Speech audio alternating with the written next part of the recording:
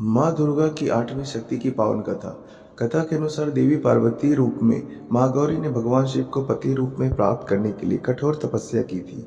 एक बार भगवान भोलेनाथ द्वारा कहे गए किसी वचन से पार्वती जी का मन आहत होता है और पार्वती जी तपस्या में लीन हो जाती हैं। इस प्रकार वर्षों तक कठोर तपस्या करने पर जब पार्वती जी नहीं आती तो पार्वती को खोजते हुए भगवान शिव उनके पास पहुंचते हैं।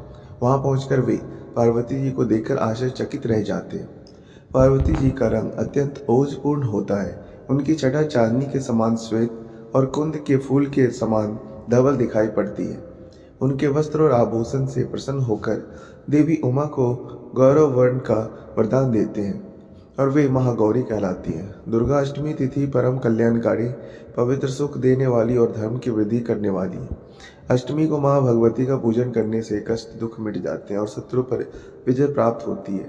माँ की शास्त्रीय पद्धति से पूजा करने वाली रोगों से मुक्त होकर धन वैभव से संपन्न होते हैं। देव दानव राक्षस गंधर्व नाग यक्ष किन्नर मनुष्य आदि सभी अष्टमी और नवमी को ही पूजते हैं। कथाओं के अनुसार इसी तिथि को माँ ने चंडमुंड राक्षसों का संहार किया था। महाअष्टमी के दिन माता महागौरी की पूजा की जाती है। महाअष्टमी के दिन स्नान के बाद माँ दुर्गा का षोडशोपचार पूजन करें। महाअष्टमी के दिन माँ दुर्गा के 9 रूपों की पूजा होती है, इसलिए इस दिन मिट्टी के 9 कलश रखे जाते हैं और देवी दुर्गा के 9 रूपों का ध्यान रखकर उनका आह्वान किया जाता है। अष्टमी के दिन कुल देवी की पूजा के साथ ही माँ काली, दक्षिण काली, भद्रकाली और महाकाली की भी आराधना की जाती है। अष्टमी माता को नारियल का भोग लगा सकते हैं, लेकिन इस दिन नारियल खाना निषेध है क्योंकि इसके खाने से बुद्धि का नाश होता है।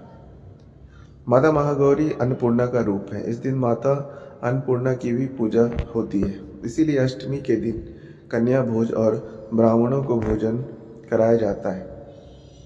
खीर, मालपुए, मीठा हलवा, पूरन पोली, केले, नारियल, मिष्ठान, घेवर, घी, शहद, तिल और गुड़ माता को अर्पित करें।